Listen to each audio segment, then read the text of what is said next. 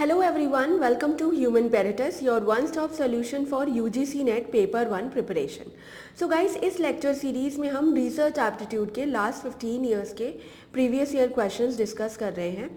हम already कुछ topics cover भी कर चुके हैं and today we will talk about research ethics.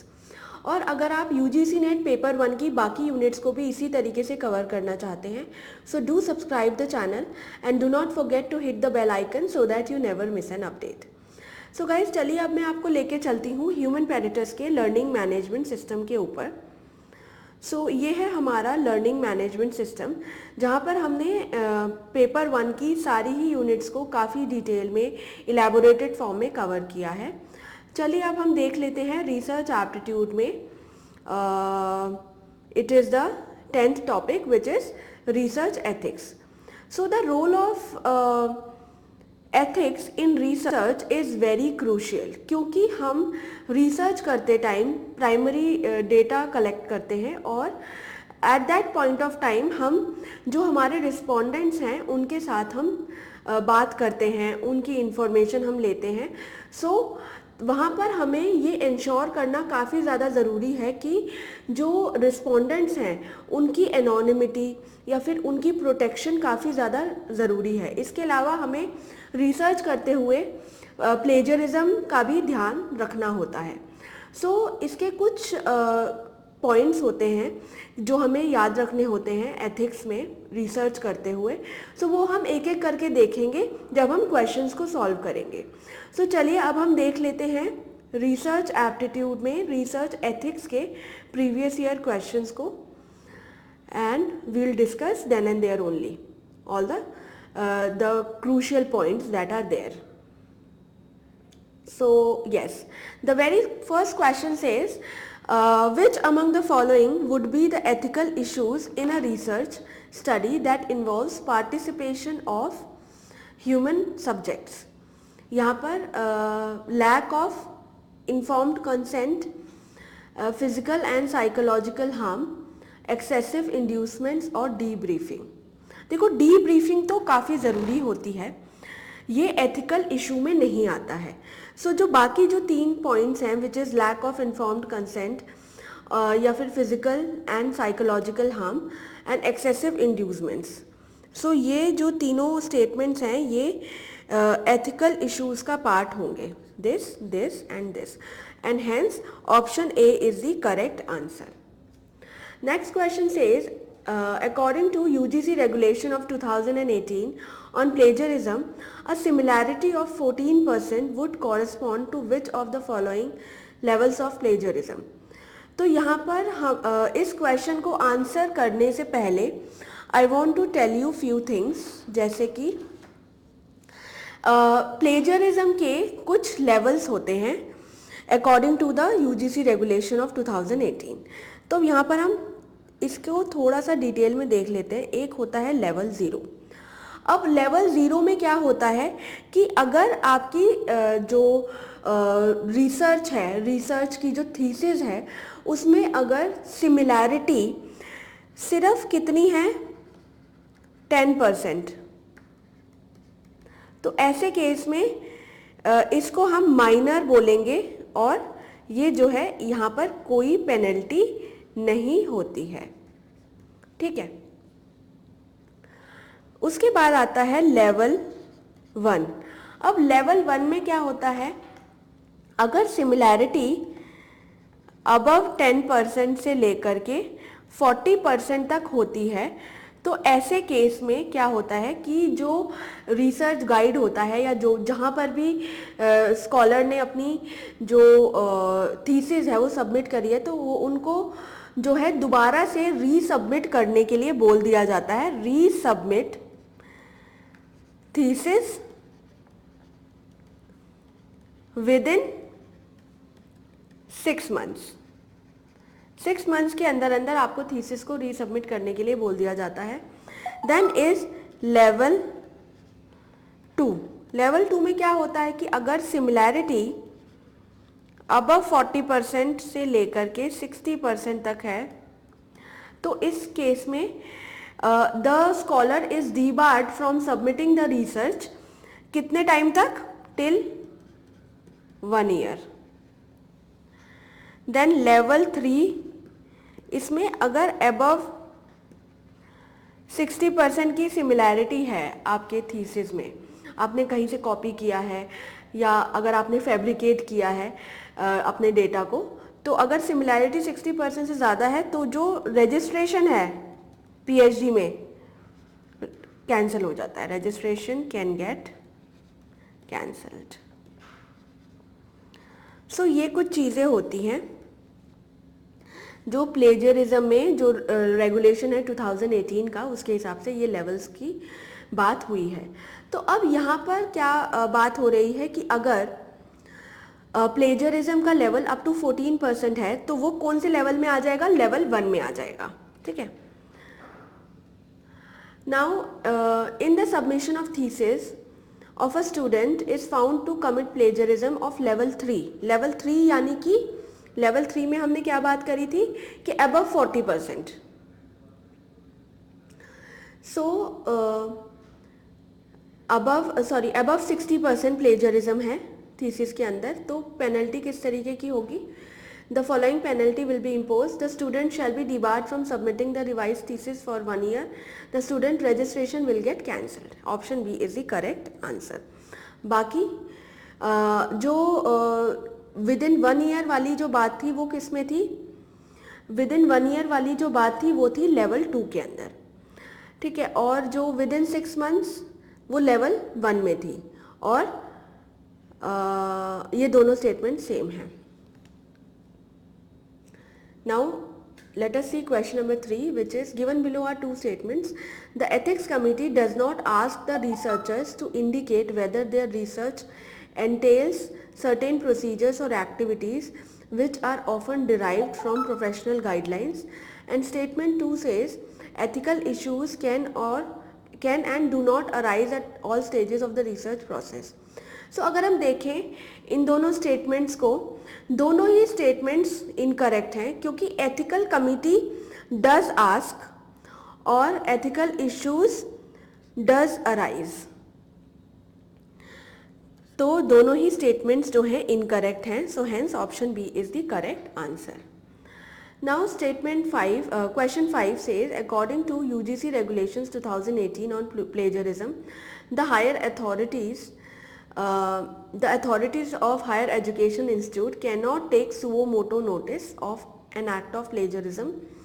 And statement 2 says plagiarism means the practice of taking someone else's work or idea and passing them as one's own. So statement 2 is absolutely correct and statement 1 is incorrect. क्यों?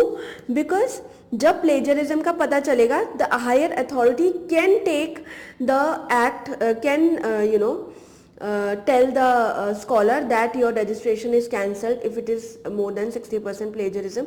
So the authorities of higher education can take action against the scholar for the act of plagiarism, ठीक है। so यहाँ पर cannot नहीं, अगर can होता तो ये statement सही होती। So here statement 1 is false and statement 2 is correct. Now in survey research, the tendency of the respondent to answer in predictable ways independent of the question content refers to response bias.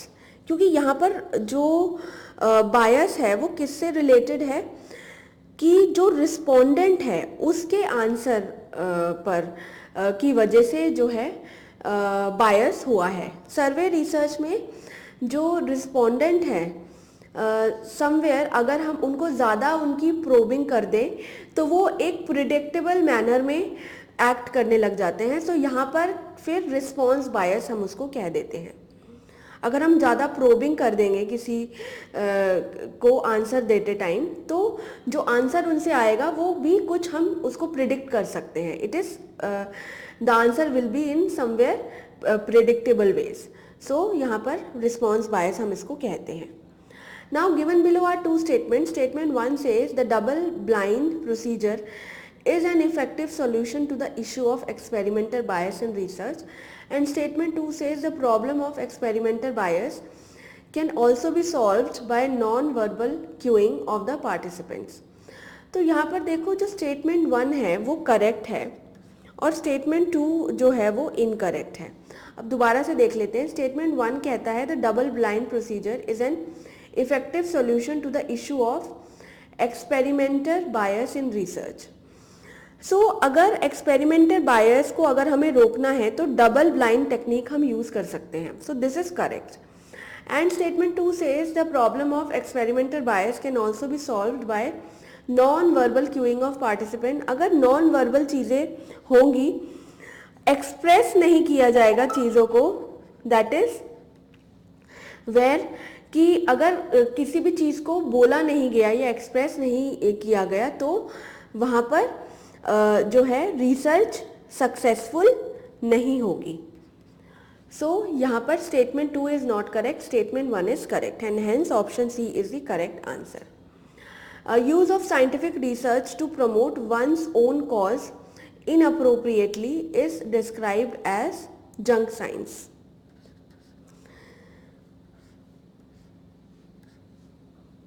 Then is in survey based research in social sciences, when you decide to tell participants something false for a purpose of the research, you are using active deception.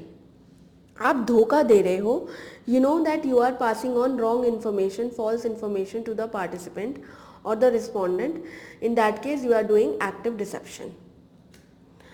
Which of the following are ethical problems in research? Ethical problems क्या क्या हो सकती हैं? Plagiarism, coercion, breach of confidentiality, fidelity या beneficence नहीं होगा।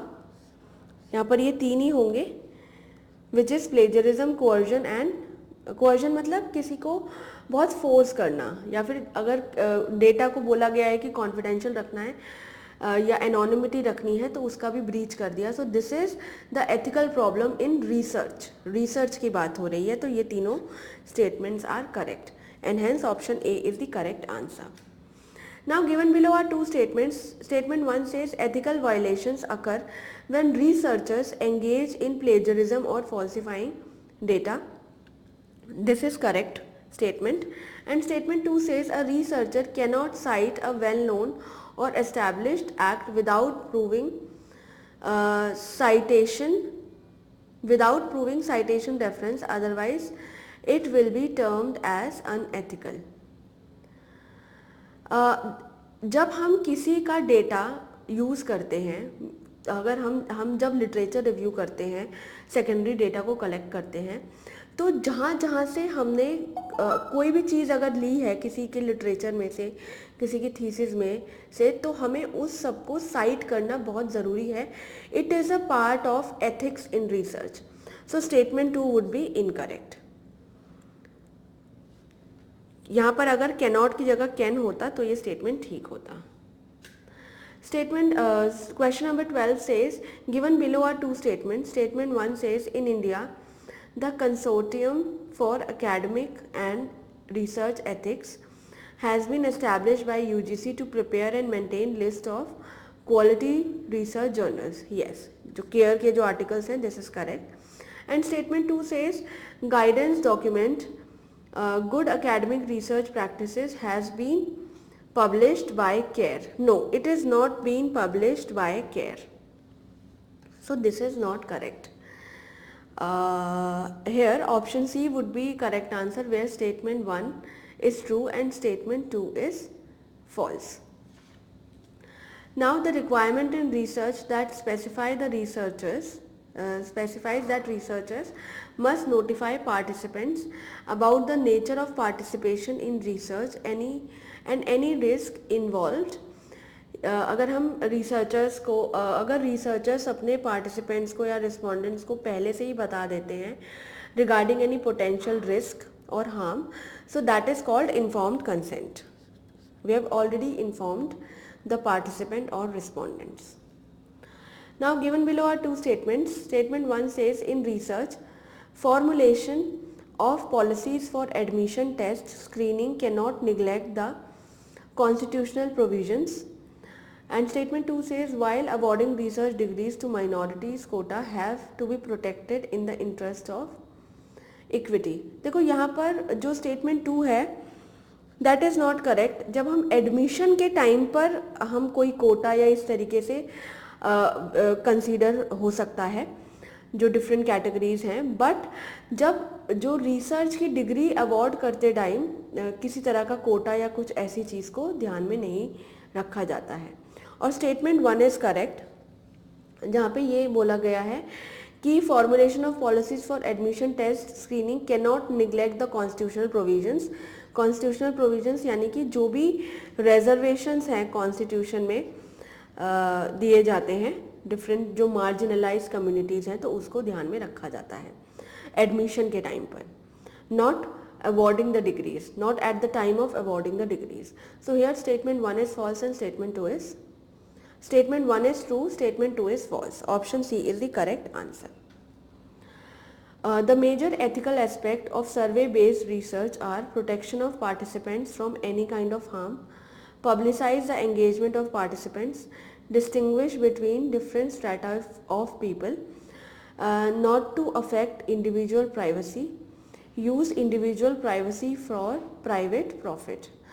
अब देखो जो स्टेटमेंट ई है which is use individual privacy for private profit, so ये तो बिल्कुल अनएथिकल एक स्टेटमेंट है, तो ये तो बिल्कुल भी नहीं होगा, तो इस हिसाब से ये स्टेटमेंट गलत हो गई।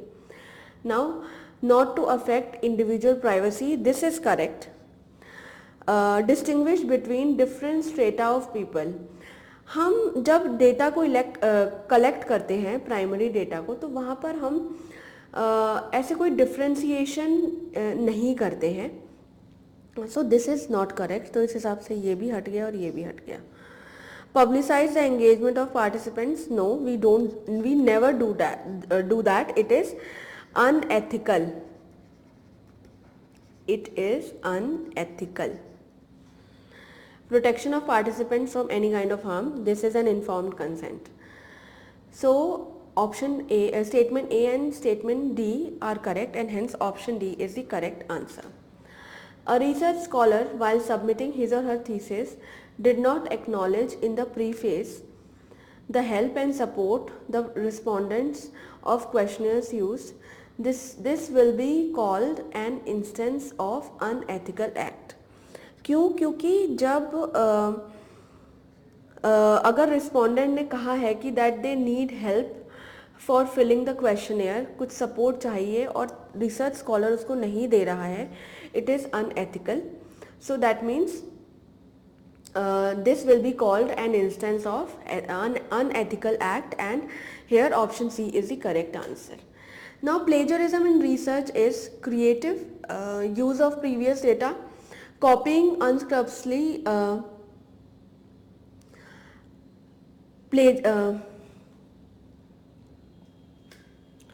next question is plagiarism in research is creative use of previous data, copying data and making use of it, quoting someone and citing him or her, referring to previous data and working over it with new objectives. So देखो यहाँ पर जब हम copy करते हैं किसी भी data को without citing it in our thesis, that is wrong, that is called plagiarism. So यहाँ पर option B will be the correct answer. Next question says, given below are two statements, one is labeled as assertion A and the other is labeled as reason R.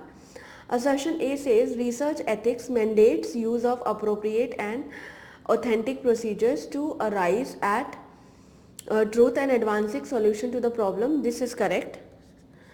And statement reason R says credibility of research is not only a prized goal but a prerequisite for excellence in human pursuit. Yes, this is also correct. And reason definitely explain the assertion. So यहाँ पर research ethics का काफ़ी ज़्यादा बड़ा role है research करते time पे, क्योंकि here we are dealing with humans for collecting the primary data, तो यहाँ पर एथिक्स का होना काफ़ी ज़्यादा ज़रूरी है. So here option A is the correct answer, which says both A and R correct and R is the correct explanation of A. So guys, that's all for today, and अगर आप UGC NET की complete preparation करना चाहते हैं, so get in touch with Human Peritus and get 1 day free trial. आप हमसे एक दिन का ट्रायल लेकर देखिए and you can definitely see कि हम कैसा पढ़ाते हैं, हमारा कंटेंट कैसा है, हम कैसे डेटा को प्रेजेंट करते हैं, और then you can definitely make up your mind and you can enroll with us. And also you can get in touch with our team through the WhatsApp link which is given in the description, and you can also call us on this number which is this. And अगर आपको कोई भी query है तो आप comment section में comment करके पूछ सकते हैं. Thank you so much.